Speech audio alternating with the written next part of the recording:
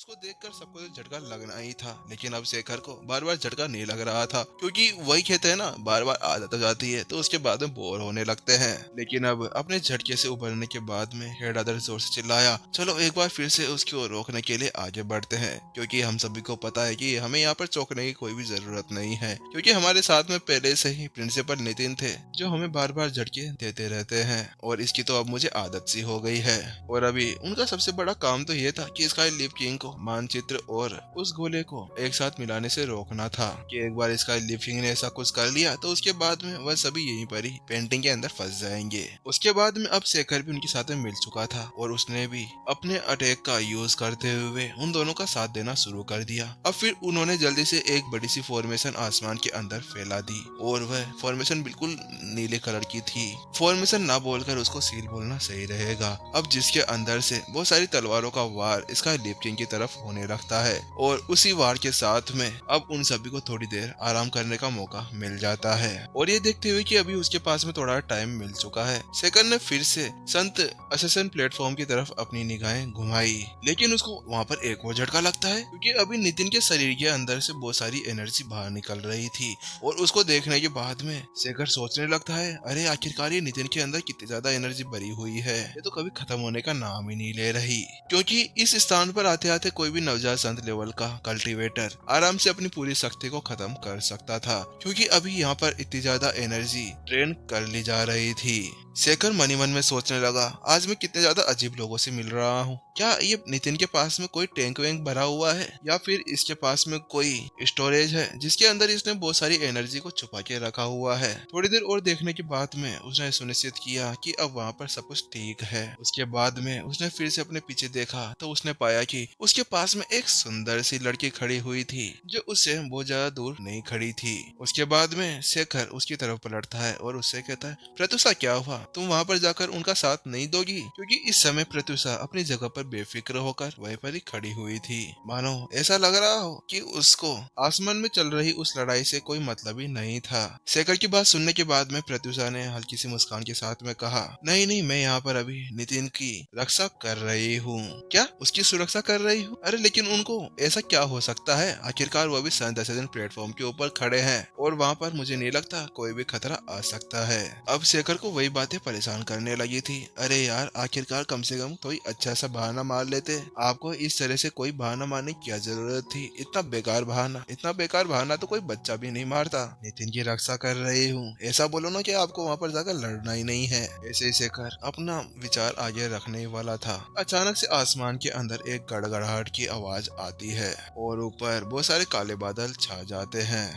वो तो living aperture ऑर्डील है, लेकिन आखिरकार ये अभी यहाँ पर क्या कर रहा है? क्योंकि अभी नितिन तो केवल नवजात संत लेवल से संत लेवल के ऊपर ही तो जा रहा था, तो अभी इसकी यहाँ पर क्या जरूरत? उस चीज को वहाँ पर देखने के बाद में शेखर की आंखें फटी की फटी रह गई, क्योंकि अभी नितिन के ऊपर बहुत सारे काले बादल छाने लगे थे। बहुत सी कहानियों के अंदर ये बातें बताई गई है कि कोई भी संत लेवल स्टेज 5 का लड़ाकू संत लेवल स्टेज 5 से संत लेवल स्टेज 6 के ऊपर जाता है, तो उस वक्त ये सारे काले बादल वहाँ पर छाते हैं, क्योंकि ये एक प्रकार की परीक्षा होती है, क्योंकि ये बिजलियाँ सामने वाले को और भी ज्यादा ताकतवर बना देती है। हालांकि इसके साथ में बहुत ज्यादा खतरा भी होता है, क्योंकि ये उसकी मौलिक आत्मा और उसके शरीर दोनों की ही परीक्षा लिया करता है, और अगर इसके अंदर से जो बिजली निकल कर उसके शरीर के ऊपर आकर गिरती है, उसका सामना वह कर लेते हैं, तो उसके बाद में वह आगे ब्रेक थ्रू कर पाते हैं। हालांकि इसके अंदर बहुत सी जाने जाती है। शेखर को इस तरह से परेशान होते हुए देख प्रत्युषा ने उन्हें समझाया, बात कुछ ऐसी है कि अभी नितिन वहाँ पर दिव्य संत बनने के लिए अपना एग्जाम देने के लिए गए हैं, और चाहे से वह भी संत लेवल स्टेज 5 के ऊपर नहीं पहुंचे हों, लेकिन उससे अलग यह उनके लिए एक एग्जाम होगा, जिसके साथ में उनकी शक्ति का पता लगाया जाएगा। इसके अंदर उनकी आत्मा की परीक्षा, शरीर की परीक्षा और भी बहुत सी परीक्षाएं ली जाएगी। प्रत्युषा की बात सुनने के बाद में शेखर चौंक गया, लेकिन उसने तो इसके बारे में कभी सोचा ही नहीं था, क्योंकि वह इतने समय से यहाँ पर था और मास्टर शेख द्वारा लिखे गए सभी लेखों के ऊपर ध्यान दे रहा था, और अभी प्रत्युषा के मुंह से वह शब्द सुनने के बाद में वह चौंक गया और वह समझ सकता था कि प्रत्युषा के पास में कितना सारा ज्ञान भरा पड़ा था।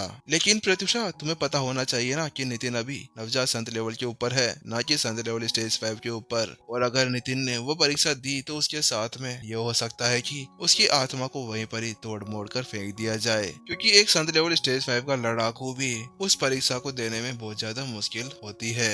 शेखर की बात सुनने के बाद में प्रत्युषा ने भी अपना सिर हिला दिया, लेकिन अभी उसकी आंखों के अंदर नितिन को लेकर बहुत ही ज्यादा चिंता दौड़ रही थी, क्योंकि प्रत्युषा जानती थी कि संत लेवल स्टेज 5 के लड़ाकू जब इस परीक्षा को दिया करते थे तो वह बहुत बड़ी गलती कर बैठते थे। उस वक्त वह अपनी आत्मा को अपने शरीर से बाहर निकाल दिया करते थे, जिसके साथ में उनकी आत्मा वहीं पर ही नष्ट हो जाया करती थी। वहीं दूसरी तरफ नितिन भी अचानक से चौंक गया। संत असेसन ओर्डिल, आखिरकार ये क्या कर रहा है यहाँ पर? उसको वहाँ पर देखने के बाद में नितिन के पसीने पसीने छूट गए, लेकिन अब उसे समझ में आ गया था कि ये भी एक दिव्य संत बनने के लिए एक परीक्षा है, क्योंकि मास्टर शेख ने ये सभी चीजें वहाँ पर सोच समझ के बनाई थी। और जब मास्टर शेख भी दिव्य संत बने थे तो उन्हें भी इस परीक्षा से गुजरना पड़ा था। और नितिन समझ चुका था कि अब वह इससे बचकर कहीं पे भी नहीं भाग सकता था, अब उसे भी इस परीक्षा को देना ही होगा। उसके बाद में वह उससे लड़ने के लिए तैयार था। और नितिन ने आसमान की तरफ देखा और कहा, ठीक है, आ जाओ, मैं तुमसे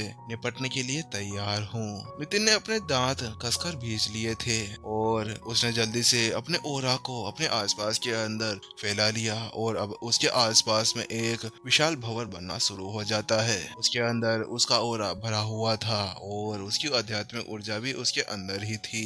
अभी उसके उस आध्यात्मिक ऊर्जा के अंदर भी बिजलियां इधर उधर तैर रही थी। वहीं दूसरी तरफ ये देखते हुए कि नितिन अब उसके लिए तैयार था, अब उन बादलों के अंदर भी बिजलियां दौड़ने लगी थी।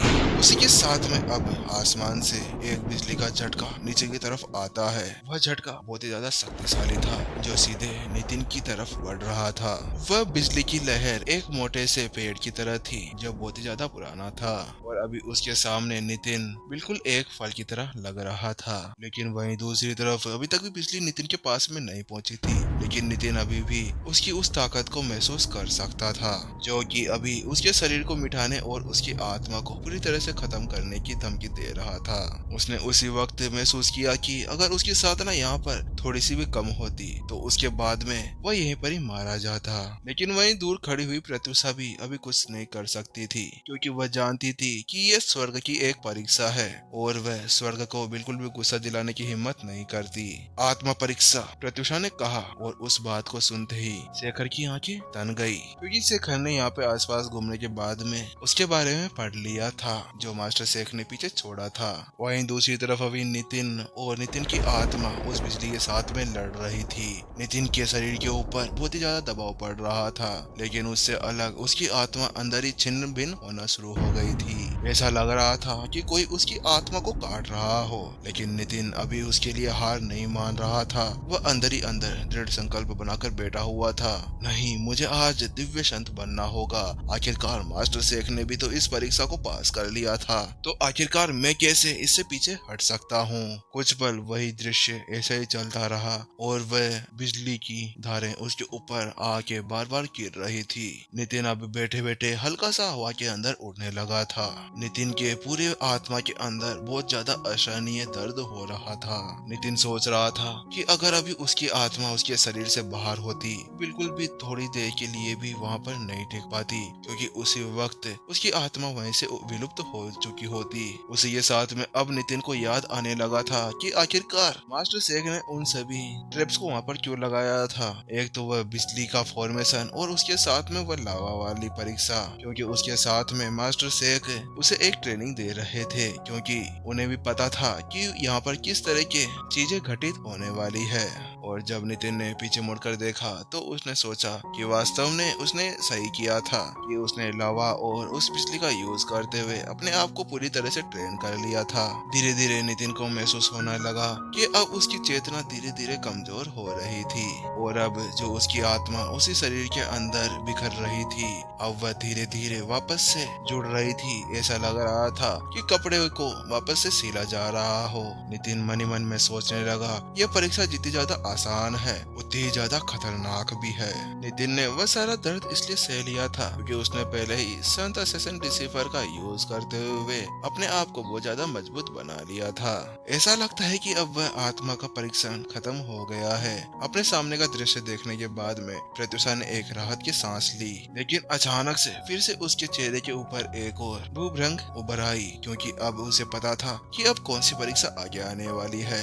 शारीरिक अग्नि परीक्षा। इसके अंदर उसके शरीर की ताकत और साथ में उसकी साधना के ऊपर कितनी ज्यादा पकड़ है उसका आकलन किया जाएगा। लेकिन अब प्रत्युषा को और भी ज्यादा चिंता होने लगी थी, क्योंकि पिछली बार तो नितिन की आत्मा उसके शरीर के अंदर थी, जिसके कारण उसकी आत्मा बिखरी नहीं थी। हालांकि इस बार काम बिल्कुल ही अलग है, क्योंकि अगर नितिन का शरीर थोड़ा सा भी कमजोर हुआ तो उसके बाद में इसके साथ में ही उसका शरीर पूरी तरह से भस्म हो जाएगा। वहीं दूसरी तरफ अभी नितिन को आराम करने का मौका भी नहीं मिला था कि अचानक से बिजली की एक और तरंग उसकी तरफ बढ़ने लगती है। इस बार तो वह उससे भी ज्यादा शक्तिशाली थी। देखने से ऐसा लग रहा था सेवेंथ एसेसन प्लेटफॉर्म को वह पूरी तरह से ही खत्म कर देगी। वहीं दूर से एक आवाज आती है, हो सकता है कि तुम उस परीक्षा के अंदर घुस पाने में कामयाब हो गए हो, लेकिन मैं तुम्हें यहाँ पे दिव्य संत बनने तो न दूंगा। इस समय स्काई लीफ किंग आदर्श और दूसरों की गिरफ्त से दूर हो चुका था। ये देखते हुए कि नितिन अभी परीक्षा दे रहा था, उसी को देखते हुए उसका चेहरा पूरी तरह से लाल हो गया था और उसे जल्दी से अपना पामाटेक नितिन की तरफ भेज दिया। और यहीं पर ही आज का ये एपिसोड भी खत्म होते हुए। तो गाइज मुझे नहीं पता कि अब ये कब तक खत्म होने वाला है। तो गाइज मुझे लगता है कि कल ये एपिसोड्स यहीं पर ही खत्म हो जाएंगे। प्राचीन डोमेन के नहीं, नंबर 0 की नहीं बोला मैंने, प्राचीन डोमेन के बोला है, ठीक है। तो क्योंकि अभी तक तो नंबर 0 के कम से कम मान लो 1500 के एपिसोड समथिंग है, ठीक है। तो अभी तक आप लोगों को चिंता लेने की कोई भी जरूरत नहीं है, अभी तक तो आराम से देखिए। और गाइज अगर आप लोग स्टोरी हेप्टिक्स के ऊपर नए हैं तो चैनल को सब्सक्राइब जरूर कर लें और गाइज बेल आइकन को दबाना ना भूलें, ताकि जैसे ही नई वीडियो अपलोड हो आप लोगों को नोटिफिकेशन मिल जाए। चलिए गाइज टाटा बाय बाय, फिर मिलते हैं हम सभी नेक्स्ट